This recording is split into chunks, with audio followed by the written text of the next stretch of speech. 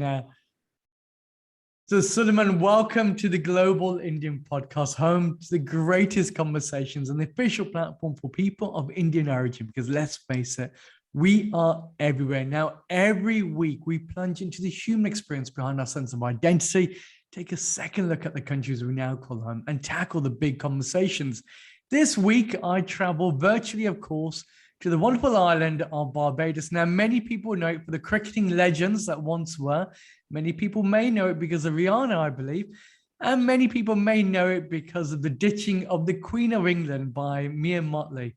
But today I'm joined by the remarkable Suleiman, who's going to take us on a journey of behind the scenes of the flag of Barbados and give us a deeper understanding of what identity is, what the big issues are on Ireland, and what we need to know more about. So Suleiman, over to you. With all those accolades, you have got one of the greatest CVs I've ever read. Saying op air, it seemed like you have this, you got a master plan in place for the future there. But Suleiman, why don't you introduce yourself to the audience today? Well, thank you so much for having me on your program. It's an honor and a privilege to be here. From lovely Barbados, we've been the sunshine, but we've been having rain. It feels like England. It feels like the UK. I mean, for the last few days. So I'm just wondering what's happening with the weather. Oh, you were just acclimatizing yourself for the podcast. That's all that was happening. Of course. It's very kind of you. Well, I'm so happy to be here. And Barbados is a lovely island. As you just mentioned, all the beautiful, famous people that have come from our island, especially Rihanna and all the cricketers. And it's a lovely island. And I'm happy to be a Barbadian. I was born in Barbados. My dad came from India back in the 1950s. His dad before him in the 1930s. And so I was born in Barbados. I grew up in Barbados. I see myself as a Barbadian. Obviously, my background is ethnicity is Indian, but I feel myself very much a Barbadian.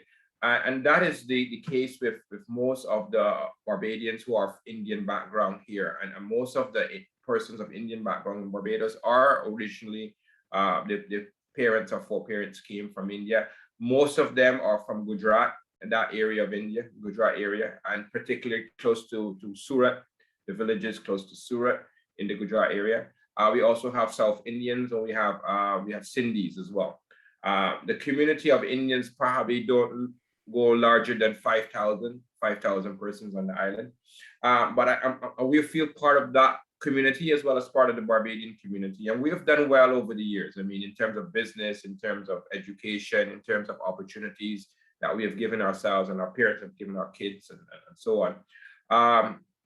For me, it's been a journey for me, recognizing where I'm from, where my parents are from, where my grandparents are from, but the fact that they came to find a better life in Barbados, because at that time in India, things were hard. They were struggling, the villages, and they came to Barbados basically with nothing, looking for a better life. Because what's interesting is I was reading about, obviously your grandfather came over with a metal suitcase with just a shirt in there. And that was my dad, yeah. Your dad, and it's this amazing stories, but the community in Barbados is incredibly unique compared to the rest of the Caribbean because you had the vast amount were indentureship. But in Barbados, it seemed like it was a potluck destination that somehow people came across. Run me through what exactly happened. How did the Indians find their way there? So as you rightfully said, was the Caribbean. Obviously, most of the Caribbean was part of the British Empire back in the early 20th century, and so India also being part of the British Empire in the early 20th century, there was traffic between India and the Caribbean or the West Indies, the English West Indies, and that was mainly indentureship. After the end of slavery, you had the indentureship where the British colonial powers brought Indian indentured servants, but none came to Barbados.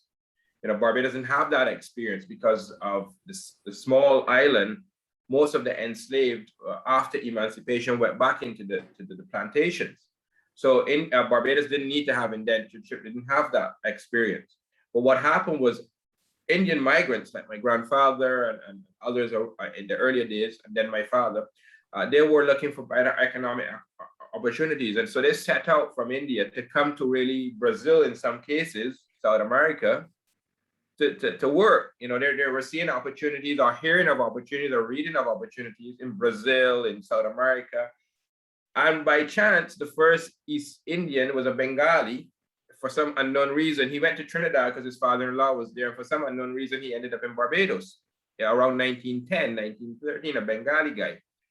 And he ended up here and he loved it. And he started a unique business. Well, unique for us, not unique necessarily in other parts, but it was called the itinerant trade. And you know, these were people coming from an agricultural background, coming into Barbados and started a different type of business altogether, which became really synonymous with the East Indian in Barbados, the itinerant tradesman. So what he would do was buy goods and he would go in the countryside and he would sell them on credit to the poor Barbadians because they couldn't afford to buy cash. And the merchants in the city weren't selling on credit. So they found a niche. And then after them, the Bengali, so you know the old saying is that when one Indian goes one place, the rest will follow. Absolutely. So then he called all the Bengalis, his family, and the Bengalis started to come. But by the mid-1920s, that migration petered out. And then the Gujaratis turned up. You know, they turned up in 1929, about 5 of them. One of them was my great uncle. And they came to the island again by chance. We don't know why they came. They just, you know, they heard about Barbados and they came. And when they came, they found the Bengalis. And the Bengalis were seemingly doing well. So one of the ideas of doing well was that you had a chicken tied to the bed. Absolutely, yeah. So yeah. you saw a chicken tied to the bed of the Bengalis. Oh, they're prosperous. So let's stay here and do something too. So yeah, that's the story in the beginning, you know. So they started to come as economic migrants. And as one came, they were called the rest of the others. So in the early years, it was all men. Men just came, you know, and they tried to make a fortune, send back money to home. And some of them got married in Barbados as well, to Barbadians, even though they may have had a wife in India. What's interesting about your story is because you're heavily involved in Barbados. You're not just an outsider in. You're born there. You're first generation, as you proudly mentioned. But you've been awarded the Peace Prize in Barbados. You've spoken at Thanksgiving for Independence Day there in the country. You deal with both sides of the political parties there. And almost you're a bridge, your gateway, because you're also a fellow historian. You write loads of books. You work with a lot of different authors on island. How has the background to Barbados with the Indian influence in there enabled the identity of Barbados to change? Because in some other parts of the Caribbean, it's almost like you have this huge frictions between the communities. You know, we can talk enough about Trinidad and Tobago, Guyana, and some of the other markets, but Barbados, somehow everything just moves a bit more smoothly, at least upon the surface. I think that's true to a great extent in that Barbados has managed to merge its different groups. Now we are a minority, no doubt about it in terms of numbers. Our numbers are small as compared to the larger number of people on the island. Barbadians generally has been a historical reality. They're embraced. They will embrace anyone and everyone. And so East Indians have been embraced in Barbados, primarily as a minority group, as a group that has contributed to the development of Barbados. And there have been times when certain things have raised its head. I mean, back in the 1980s, for example, you had politicians and you had Calypsonians. So back in the 80s, Calypsonians would sing political commentary. You know, so they would talk about different things. So you had this Calypsonian that sang about, in the 2000s or in the late 1990s, so he's forecasting the future, the Indians will take over. And then they had the politicians, some of them jumping on board with this. So, you know, you had that kind of tense feeling around that time that, you know, the Indians are going to take over. And so they had songs that came out. But you also had that balance where the other politicians were saying, no, we're not going to go down that road. You know, you had leaders in the community, religious leaders as well in the community came out and said, no, we're not going to go that road. We are embracing society. So thankfully in Barbados, you have a balance. You have those who will say, you know, let's watch the Indians, and you have those who say, no, we're not going to go down that road. We embrace everybody. So over the years, we have managed to bridge that gap. And by the nature of what we do, we contribute back to the society. We try to as much as we can. We work in business. And that's been my journey as well. I feel my journey has been one of building bridges, not building walls. So I see myself as building bridges between the communities. And I have been recognized for that by government. And there are others, not only me. I mean, there are others that have been doing the same thing, building bridges. I work closely with a good friend of mine, Sabir Naku, who was written on the subject, Bengal to Barbados. His first publication spoke about the history of East Indians and what they've done over the years in Barbados, contributed back to the society. So that has helped him build in a kind of understanding. But as you rightfully said, it's not always positive. There are some negatives at times, but we try to work through that. And Barbados generally are, as I said, embracing people. We are a tourist country. We welcome tourists. We're open to that. So even its own people, it will welcome and protect the rights of minorities generally in Barbados. Our rights are protected. Well, what does identity mean to you? Because you're in a very interesting situation, because I know on your father's side, they came from India. I think, is it on your mother's side? There's a mixture of Irish, local indigenous, and it's almost, you are the United Colors of Benetton on the Sunshine Island, right? So it's, what is your identity? How do you see yourself?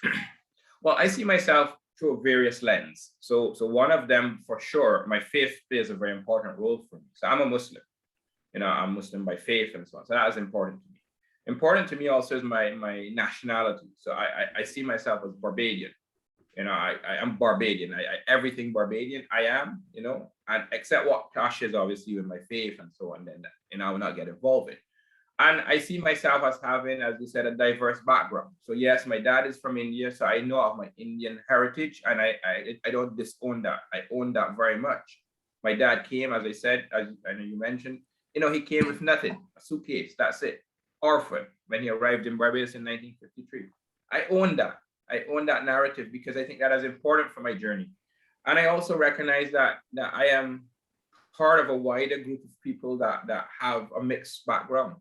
As you said, my grandmother is of mixed background, Afro-Barbadian great-grandmother, Scottish origin great-grandfather. So I embrace my background, and I think it's important that we do, all of us do, embrace what we have as our heritage and try to use that to benefit the society, because we should not be polarizing our society. Do you feel that there's a misconception of you whenever you travel? When people see you and they say, "Hey, okay, how's it going, Suleiman? Where are you from?" Yes. How do you answer that? Well, I tell them I'm from the lovely island of Barbados. For some people, especially in the Middle East, where is Barbados? Well, in recent years, I get to say, "Well, you know where Rihanna? You know Rihanna?" Say, "Yeah, I know Rihanna." I say, "Well, then, yeah, that's where Rihanna is from." But yeah, in the Middle East, you tend to be, you might be considered Indian, so you say, so that has its own nuances. Yeah. On difficulties at times. But once you say South America, and then you say America, and then you say, okay, well, in between those two.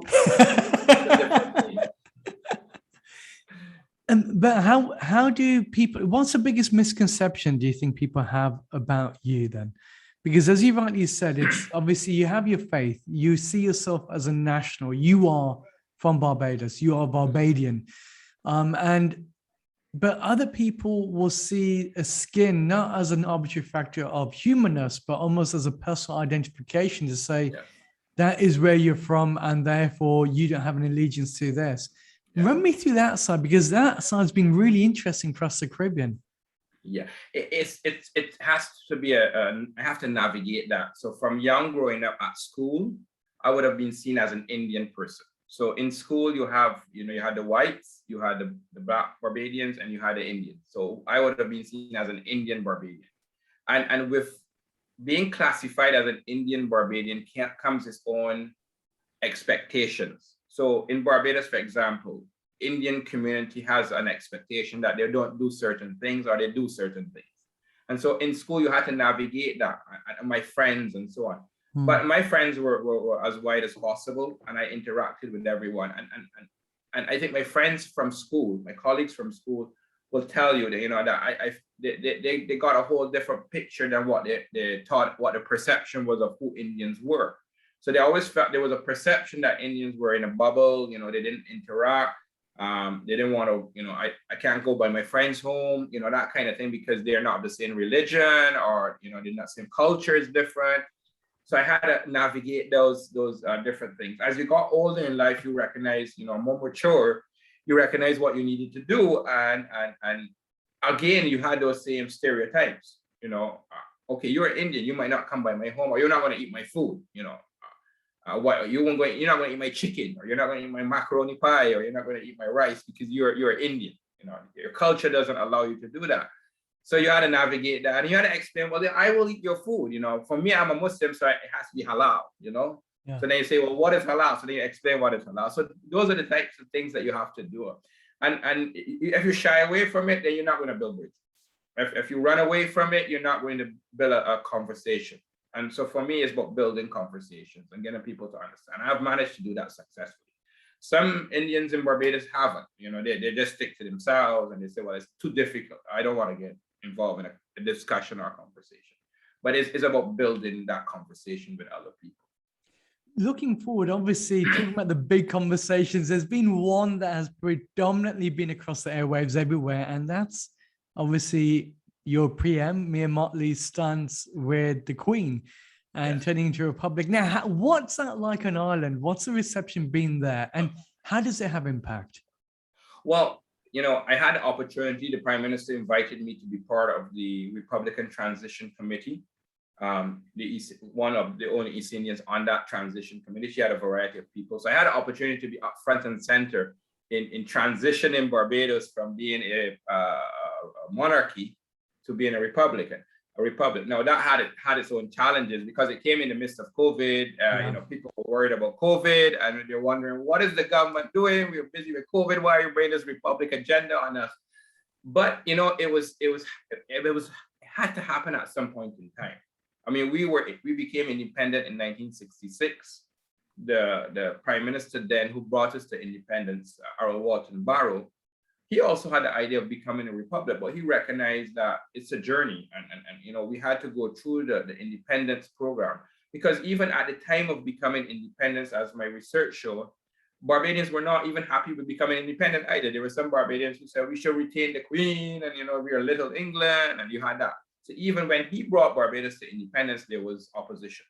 So then he went through the process, and over the years, there have been a number of people who said, look, we need to become a republic. They had commissions, they had inquiries, they brought in the public. And over the years, it has always been generally agreed that eventually Barbados should become a republic. But who was going to bell the cap? No politician took the opportunity to bell the cap, even when they had a majority in power. Yeah. Prime Minister Motley said, look, it's time, the time has long passed for us to become a republic.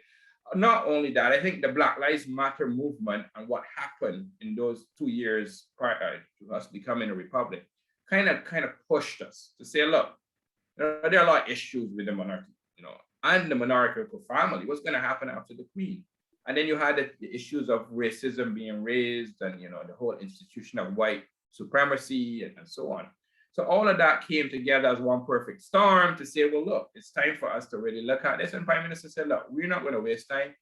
November 30th, 2021, 55th anniversary of Barbados independence, we're going to become a republic. Just let it happen, make it happen. So we were tasked with a responsibility of making it happen. And we had only like 6 months, that's so much, to make it happen. So we had to make sure the laws were put in place and things were done.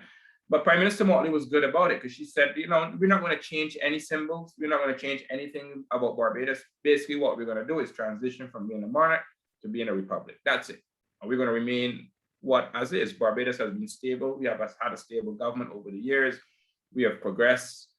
It's just another step in our journey to become a republic. We're not, and I know the British media said we ditched. That's the word used, ditch. But we had Prince Charles here at the occasion of becoming a republic. Prince Charles was invited. I think that was a grand move, actually, because the media will have followed him. Yeah. We had Rihanna here when we had the republic. The media would have followed her. So all attention was focused on Barbados. So that's a good move too. But what does that do in terms of the sense of identity on Ireland? I think that it pushes Barbadians to reflect upon who they are, where they've come from, and where they're going. Now, many Barbadians are just caught up in day-to-day making a living. And as I said, it was done in the midst of COVID. So it was even more, COVID was having a lot of impact on the economy and the average Barbadian. So the average Barbadian, as we went around speaking about the Republic, well, that doesn't really matter to me. What matters to me is tomorrow when I wake up, is anything going to change in my economic circumstances? So a lot of Barbadians were actually saying that whether we are a republic or monarch, at the end of the day, I gotta go and earn my living. And if I don't have an opportunity to earn a living, what does this all mean to me? So we had to also navigate those types of stuff. What does it mean to the average Barbadian? And what we recognized was that there's a large disconnect between political establishment and what the politicians do and what the average Barbadian wants. And so there needs to be that conversation of bringing back that, bridging that gap between the average Barbadian, the daily struggles, and what the government is doing. And a lot of people are not just involved in government anymore. It's just, it happens, it happens. It doesn't happen, it doesn't happen. I'm concerned with my own situation.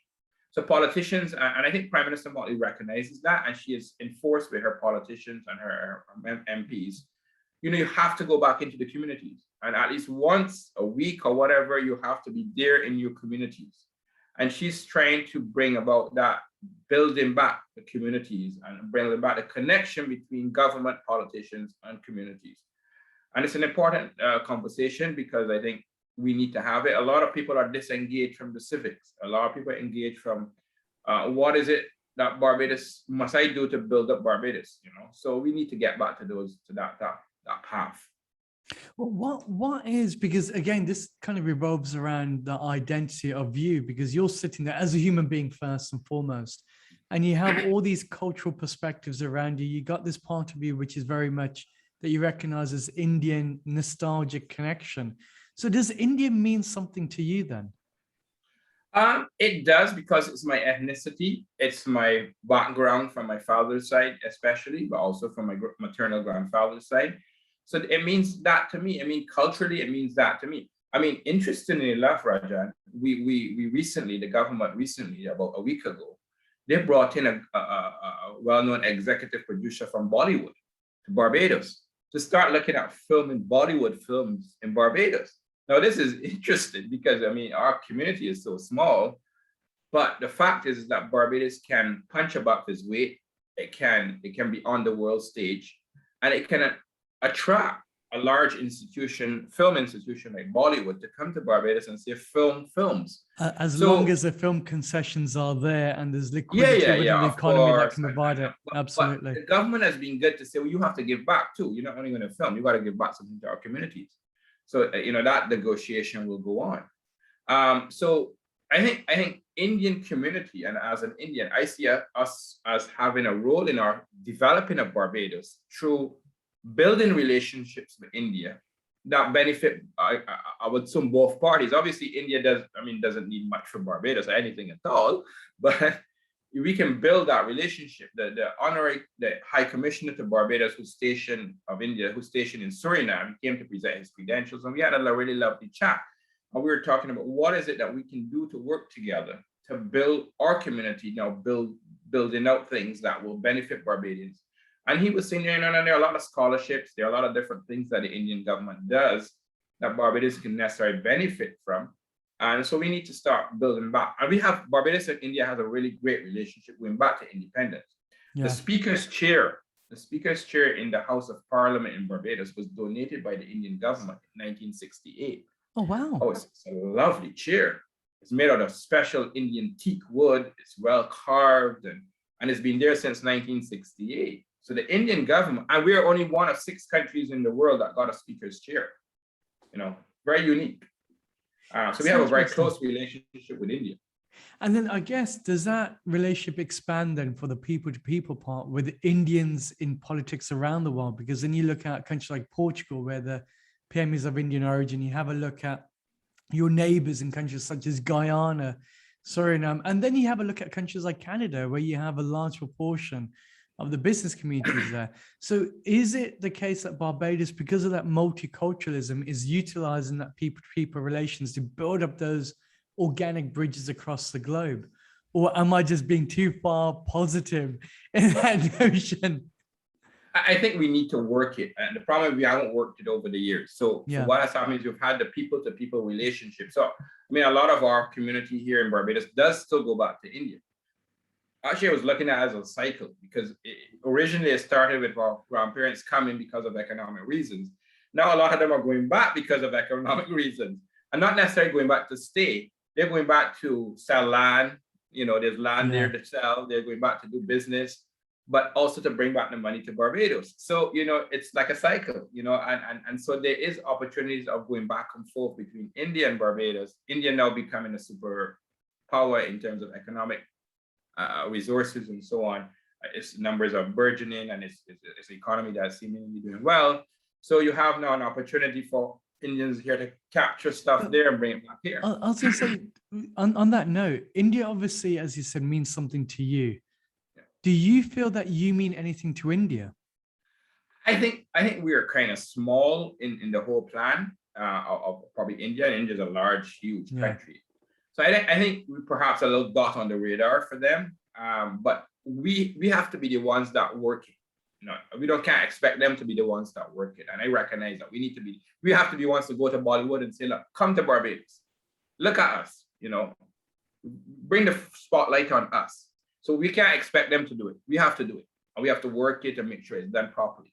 So yeah, I think we have to be the ones that say, you know what, there are opportunities. Let's go and try to grab them. And let's be proactive. I think Prime Minister Motley has said that in terms of the world stage. Barbadians have to be a global citizen. She keeps saying it. We have to be a global citizen. Language, we have to learn all the languages. I'm so sorry that I didn't learn my father's language. I grew up learning English. He spoke Gujarati. My wife speaks Gujarati, but I don't. So, but we should. Our kids should know languages. They should know Hindi. They should know Gujarati, because that's our part. Other families, the kids should know Spanish, French, whatever, Arabic, whatever. Because we should be global citizens. We're too small an island to say, let's be on our own. Global citizens. That's what Prime Minister keeps saying. Well, there's something in your bio that struck a chord. You said, despite the size of Barbados, we do punch a pound overweight, but we have so much more opportunity. And it's about galvanizing all that. So then how do you progress forward? Because some of the big issues happening in the Caribbean, things like food insecurity, you got the plethora of hotels, great, wonderful. But we saw just how exposed they were during times of COVID, where literally everything came to a standstill. Now, obviously, we got the whole issues when it comes to OECS. We've seen things like the CBI programs in other countries that have had a plague of impact upon local communities. What do you do with a small island like Barbados that doesn't have many natural resources and is suffering the plague of a lack of tourism, and then again with the food insecurity? What are the options available? What are the options? The options are what is currently happening, building relationships or strengthening relationships with your neighbors. So for example, Guyana can feed the Caribbean if it goes into that route, because it can grow. It has natural resources. It has the land. It has the fertility of the land. So what Barbados has now positioned itself is have an excellent relationship with Guyana and say to Guyana, let's start building out our food security from you. So we might not be able to do it for ourselves, but you can do it. You are a neighbor. You're not too far away. Let's start looking at food security from your angle. Trinidad has other natural resources. So you start to build relationships as small island developing states to start to counteract the international pressures. Food, and as you said, food is a major issue in our part. We need to get back to the land. Barbados, unfortunately, when we became independent, went the route of moving away from the land to white collar businesses and that kind of thing, professionalism. The recognition now is that we need to get back to the land.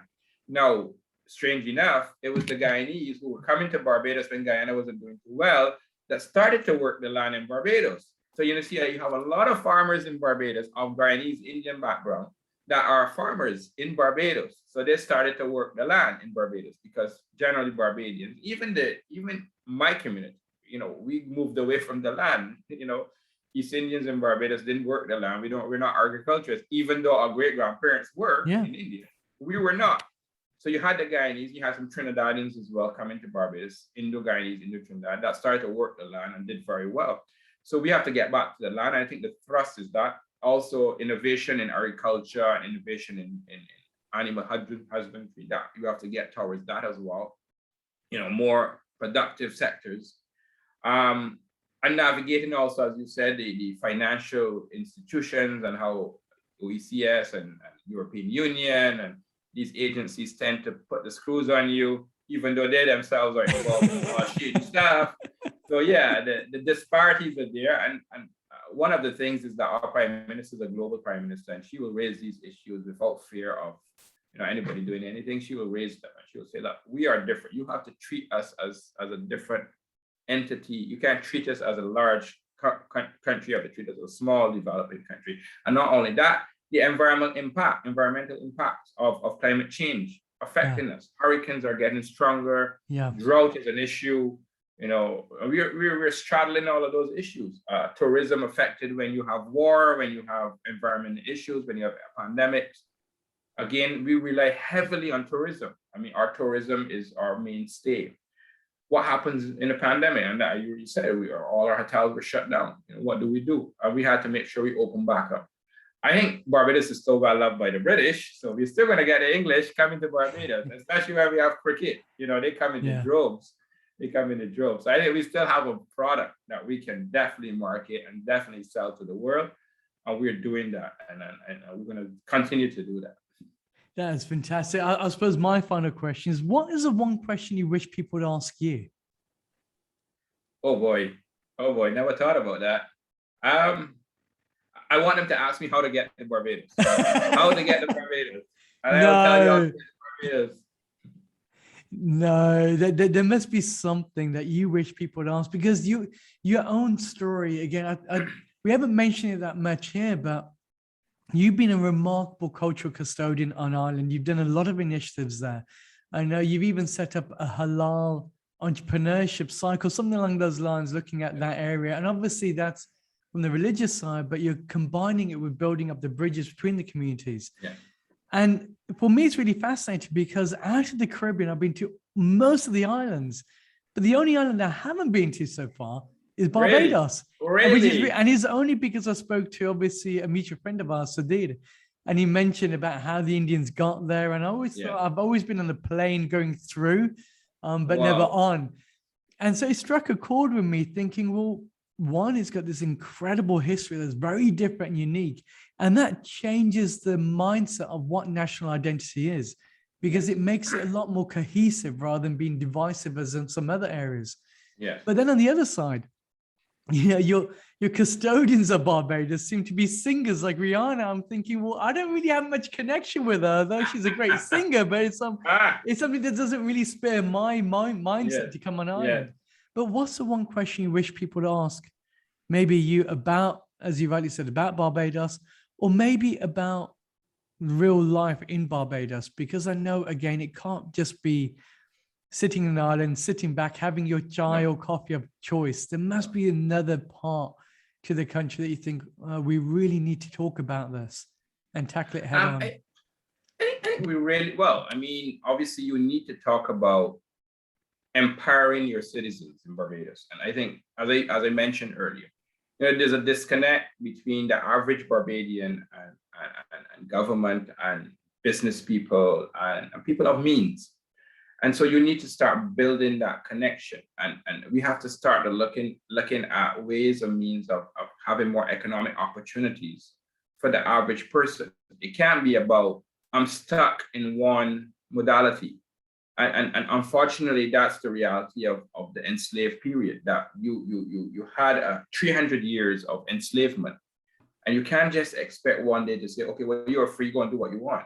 You have to now build out a whole series of building back, for those people who went through that experience, who have, as Sir Hilary Beckles said, prominent Barbadian historian, it's a generational curse that has come down that we have to start to break, and in so many ways it has affected the average Barbadian, psychologically, economically, emotionally. That curse of enslavement for over 300 years has caused generations after generations to live in poverty, to live in health issues, to live in many different psychological issues. So how do we as a community start to have these difficult conversations of breaking that? Now, people wonder, why is the East Indian talking about the enslaved period? We are all part of this.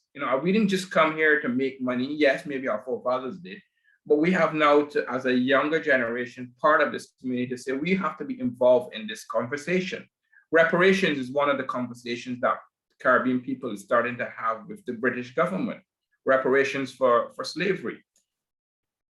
East Indians have to be part of that conversation. We have to be part of that discussion, not only from the indentureship point of view, but as part and parcel of the society that we have benefited from and have played a part in.